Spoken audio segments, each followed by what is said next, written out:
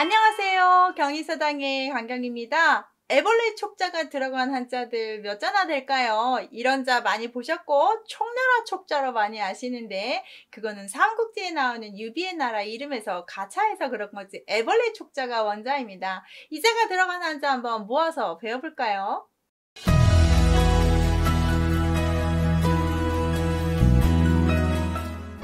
경희서당 책에 있습니다. 535쪽에 제가 정리를 해놨는데요. 같은 모양, 발음이 비슷한 한자들을 좀 책으로 엮어봤습니다. 535쪽에서 536쪽까지 두 페이지로 정리를 했는데 혹 책에 있으신 분은 같이 보시면 재밌겠지요. 없으시다면 영상만 보셔도 다 쉽게 10분 안에 한자를 외우실 수 있습니다. 시작할게요. 애벌레촉이 들어간 한자들은 이렇게 나비 애벌레촉, 촛불촉, 다을촉, 머뭇거릴 촉자가 좀 있고요. 해골촉, 이을속, 홀로독, 흐릴탁 이렇게 발음이 바뀌기도 합니다. 하나씩 한번 구체적으로 보죠. 애벌레 촉자라고 해서 위에는 그물망이라는 한자를 쓴 거고 쌀포라는 뭔가 싸고 있다, 포장하고 있다고요. 벌레회를 집어넣습니다. 그래서 그물 같은 것을 몸에 싸고 있는 벌레 모양을 한자로 만든 겁니다. 그물 싸고 있는 벌레. 그물 싸고 있는 벌레 쉽죠? 얘가 들어가면 촉 발음을 할 건데요. 특히 중국 삼국시대 유비가 세운 나라를 촉한이라고 많이 그랬었죠. 자, 그러면 앞에다가 벌레충을 총나라로 쓰기 때문에 벌레촉이 없어져 버렸습니다. 그래서 벌레충을 다시 한번 추가해서 진짜 벌레라고 라고 해서 앞에 또 수식어도 붙입니다. 나비 애벌레촉이라고 하는데 제가 그림을 좀 첨부를 했는데요. 이게 나비 애벌레 이런 초록색 벌레예요. 한번 보시고 벌레충을 추가한 것 뿐입니다. 그래서 나비의 유충이고요. 모양이 누에와 비슷하죠? 그래서 빛이 푸르며 배추 등에 갉아먹고 사는 벌레라고 합니다. 그림 한번 보시고 중요한 건 아니고 얘가 총나라 촉자가 아니라 나비 애벌레 촉을 또 다를 만들었네 보시고요. 불화를 붙입니다. 불화의 애벌레 촉자인데요. 애벌레가 꿈틀거리듯이 불을 피워나면 촛불이 꿈틀꿈틀꿈틀 하는 것을 촛불촉이라고 보시면 좋겠고요. 단어는 촉광, 촉빛이겠죠. 화촉을 좀 알아두시면 좋겠는데 옛날 결혼할 때 초에다가 불을 지펴야 이제 시작이잖아요. 그래서 화촉을 밝혀다 그러면 결혼했다 이렇게 생각하시면 되고요. 촉농은 이렇게 흐르는 초에 타고나는 촛농이라고 합니다. 다을촉 볼까요? 앞에다가 뿔각이고 애벌레촉인데 소나 양들이 싸울 때 뿔이 닿는다. 이 닿는 느낌이라고 해서 느낄감 쓰면 촉감이고요. 닿는다 촉각이고요. 저촉하다 닿았다고요. 일촉즉발 한 번 닿았더니 폭발하고요. 그래서 닿는다 접촉한다 더듬이나 더듬이 같은 뿔 같은 것이 닿는다 이렇게 보시면 좋겠네요. 자, 머뭇거릴 촉자 많이 쓰는 한자 아니에요. 참고 한번 하시는데 발족입니다. 발걸음이 애벌레처럼 갈까 말까 이렇게 나가지 못하는 걸 머뭇거릴 촉인데요. 상당히 높은 급수고요. 참고만 하시고 똑같이 머뭇거릴 척자를 써서 척촉인데 나중에 4번 급수의 앞에 척자는 발족이 아니라 손수를 쓰면 던질 척자라고 해서 건곤일척 이런 말도 나오는 척인데 정자 발음이 척되는 게 있답니다. 참고하시고요. 주저하고 머뭇거리는 것을 척촉이라고 하는데 들어본 거 처음이죠. 그냥 이런 그런 거 있구나 그거 넘기시면 돼요. 자, 해골촉 볼게요. 앞에 뼈골을 쓰시고 뒤에다가 애벌레촉을 씁니다. 뼈만 남아있는 해골에 벌레들이 많습니다. 당연하죠. 사람이 이렇게 죽어서 파묻으면 얼마나 벌레 구더기가 많습니까? 그래서 벌레가 많이 이글거리는 해골로 보시고요. 촉루라고 해서 루자도 똑같이 해골루입니다. 그래서 살이 썩고 남은 뼈들을 우리가 촉루 한자로 표현하는 겁니다. 참고하시고요. 자, 이을속은 좀 아셔야 됩니다. 위에가 꼬리미자예요. 아래 애벌레촉 그대로 왔습니다. 꽁무니 뒤에 계속 이어져 오는 애벌레입니다. 서로 엉겨 붙어 있습니다. 이렇게 꼬리에 꼬리를 물어서 벌레들이 계속 연이어 있는 것, 연달아 있는 것, 이것을 이을속 해서 서로 엉겨 붙는 걸 뜻하는데요. 우리가 이어 있다, 접속되어 있다, 붙어 있다 해서 붙을속이라고도 부릅니다. 이을속을 붙을속이라고도 하죠. 그래서 소속, 속극, 속성, 부속품, 족속 이런 말 할 때 쓰는 한자입니다. 알아두시고요.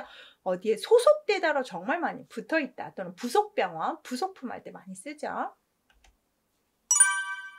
홀로독 한번 볼까요? 앞에가 손수 아니고 개견의 변형자입니다. 뒤에 애벌레고요.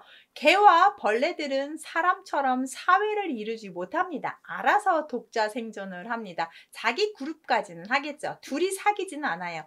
개와 애벌레가 서로 교류하지 않는다는 뜻입니다. 그래서 따로따로 놀다, 저는 이렇게 해석을 합니다. 개와 벌레들이 따로따로 홀로 둘이 전혀 공통성 없잖아요. 그래서 독학하다, 독립하다, 독도, 독재하다, 독창, 고독, 이렇게 혼자라는 뜻으로 잘 알아두시면 좋겠는데요.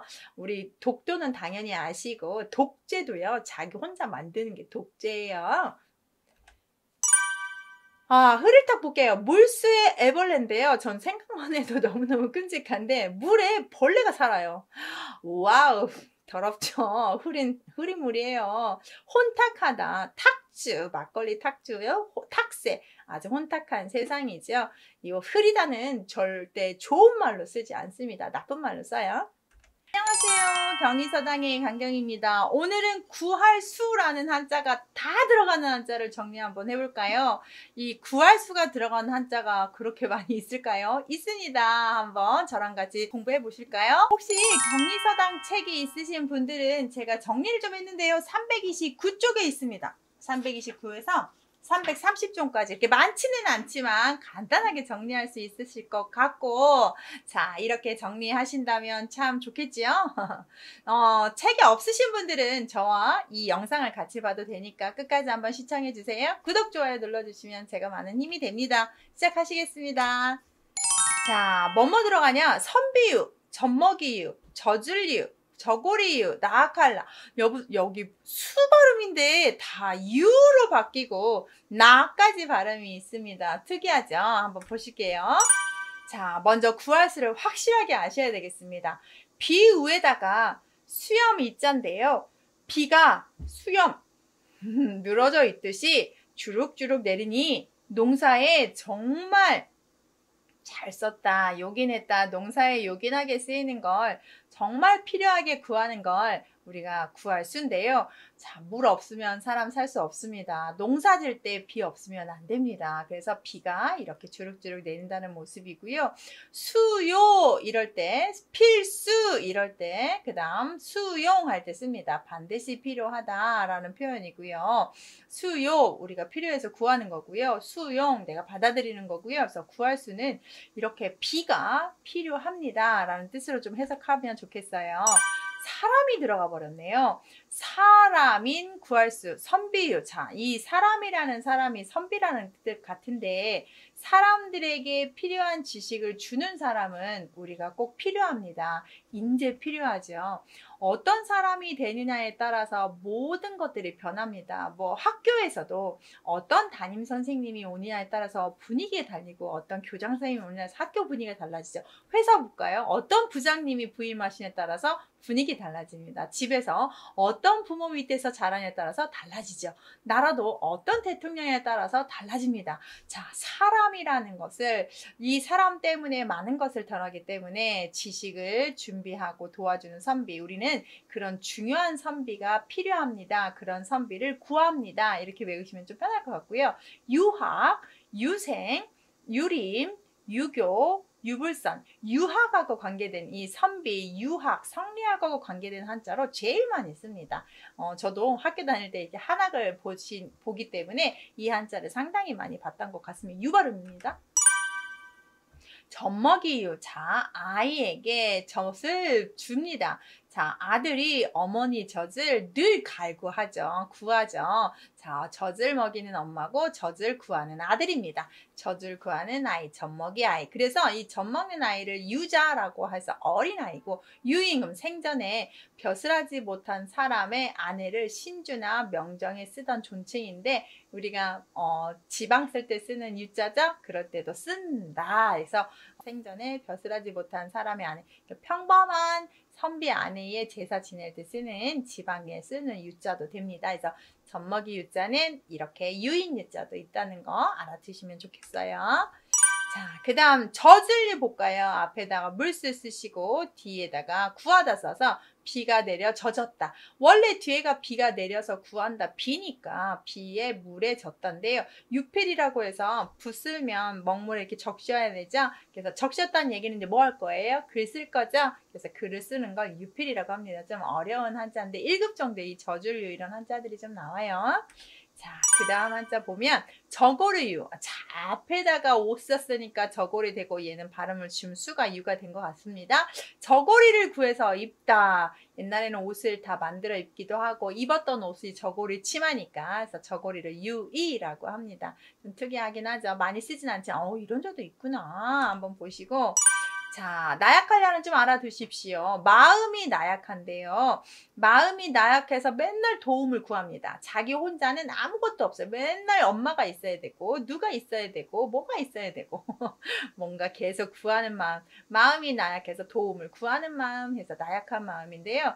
참 이렇게 나약하면 살기 힘들죠. 어떻게 세상을 계속 나를 도와주는 사람이 있다고 생각합니까? 때로는 정말 있으면 좋겠지만 없을 땐 스스로라도 어떻게 해보겠다라는 마음을 가져야 진짜 독립이잖아요. 마음이 나약해서 도움을 구한다 해서 구하다를 해석을 한번 이렇게 해봤습니다. 이렇게 구할수 들어간 한자가 선비유, 젖먹이유, 젖을유, 저고리유, 그 다음 나약할 라까지 있었다는 걸 한번 배우셨어요. 별거 아닌데 잘 정리되셨죠? 자, 다음 시간에도 다른 한자로 오겠습니다. S였습니다.